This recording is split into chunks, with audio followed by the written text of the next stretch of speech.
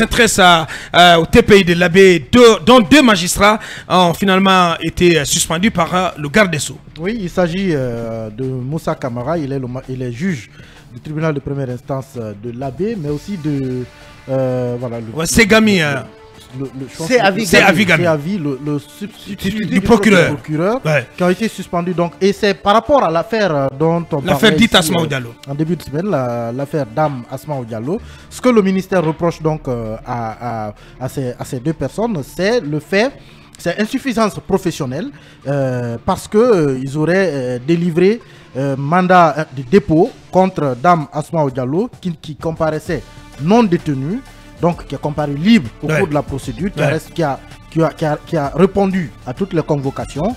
Et selon le ministère, sur la base donc de l'article 737 que j'ai consulté aussi, du code de procédure pénale, qui demande que lorsque la peine est inférieure à 6 mois d'emprisonnement et que la personne est comparue par citation directe, a répondu non, à toutes les convocations et est venue comparu non détenu, lorsque la peine est inférieure à 6 mois, on ne peut pas décerner mandat de dépôt. Sauf que ça pose problème d'interprétation, parce qu'il y a certains qui estiment que la peine qui a été délivrée par le juge est une peine globale de 12 mois, assortie de 10 mois de sursis. Donc, certaines personnes pensent, dont l'AMD d'ailleurs, estiment que les 12 mois, ce sont elles qui constituent la peine. Et donc 12 mois, c'est supérieur à 6 mois. Ça peut expliquer un mandat de dépôt. Et l'autre argument, c'est qu'il y en a aussi qui m'ont fait savoir, certains juges avec lesquels j'ai échangé, que dans certaines maisons d'arrêt, il y a même des détenus qui ont été condamnés à 3 mois de prison, qui y sont. Tout cela est inférieur à 6 mois. Mais l'argument pour le département, c'est que la peine qui vaut le mandat de dépôt, donc la peine de détention. La peine planchée.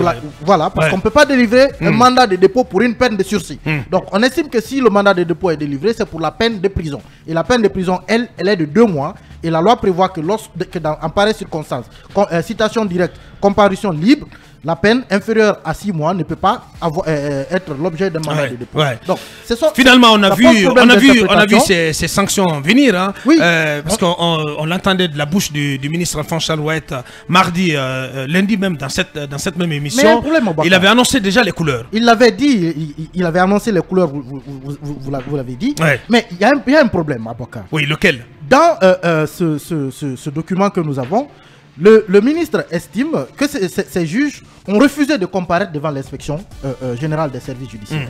Or, on a vu quand même les échanges de courriers entre les deux. Les convocations qui ont été adressées à ces 2 juges. Donc finalement, ils n'ont pas pu obtenir un renvoi du rendez-vous. Oui, parce qu'ils ont quand même demandé, Manu, ils ont demandé, à la fois, ils ont demandé que le motif soit plus explicité. Deuxièmement, que 2 semaines ou une semaine leur soit accordée, en tout cas un délai supplémentaire leur soit accordé pour pouvoir répondre à la convocation de l'inspecteur général des services judiciaires. En la matière, ce que la loi prévoit, c'est que lorsque... On n'est pas quand même dans un camp. Évidemment. Lorsque le département constate une insuffisance professionnelle, il est en droit, à travers l'inspection générale des services judiciaires, de convoquer le juge. Mais cette convocation doit être écrite, l'heure et la date signifiées, le motif doit être également signifié.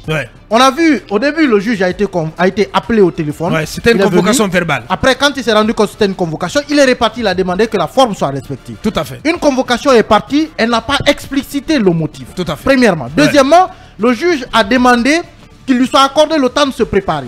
Et il n'a pas obtenu visiblement cela, puisque la sanction est intervenue avant, avant qu'il ne puisse arriver. Et l'autre chose à Boka, c'est que même pour un citoyen normal, là-dessus je suis quand même d'accord, pour un citoyen normal, la loi prévoit au moins 2 convocations, à la 3e, on défère.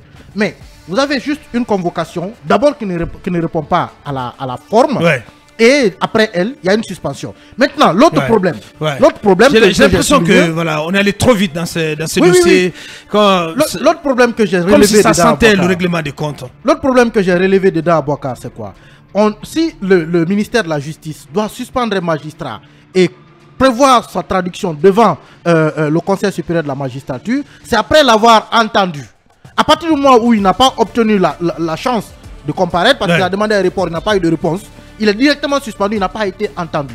Quel est le procès verbal dans lequel les fautes reprochées à ces magistrats, quel est ce procès verbal qui doit donc soutenir leur comparution devant le Conseil supérieur de la magistrature. Ce procès verbal n'existe pas, puisque la convocation n'a pas été respectée. Les juges de problème. Moi, je pense qu'il fallait quand même laisser un minimum de temps à ces deux magistrats, quand même, de se préparer. D'abord, de savoir ce qu'on leur reproche. Ensuite, qu'on leur laisse un minimum de temps de se préparer pour venir répondre. Ils n'ont pas refusé, Manu. Ils n'ont pas refusé de répondre aux convocations de l'inspecteur général des services judiciaires. Ils étaient bien d'accord pour y répondre, mais c'est la manière qui a posé problème.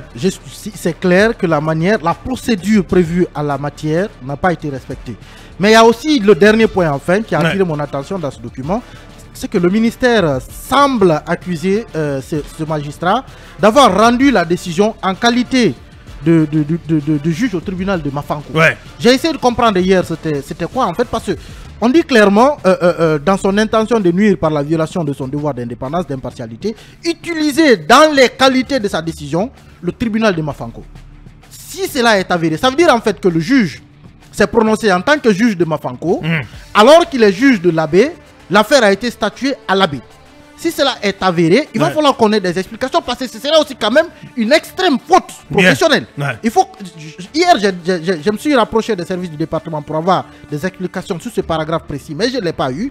Toujours est-il qu'il y a un problème d'interprétation de la loi, mais il y a un problème de non-respect des procédures. Merci Manu. On va rester là-dessus pour marquer la première grande pause dans cette émission pour nos conseils, achats, nos obligations commerciales. On reviendra dans quelques minutes pour continuer le débat sur ces suspensions qui ont été décidées par le garde des Sceaux. Et dans la foulée, on partira du côté de la CRIEF où l'ex-intendant général de la présidence de la République, cabinet Silla, Bill Gates, bénéficie d'un non-lieu, d'autres ordonnances en sa faveur et en faveur de sa société, sa holding, le groupe Joma SA, ont été également décidées par la chambre de l'instruction de la CRIEF. On revient dans quelques minutes.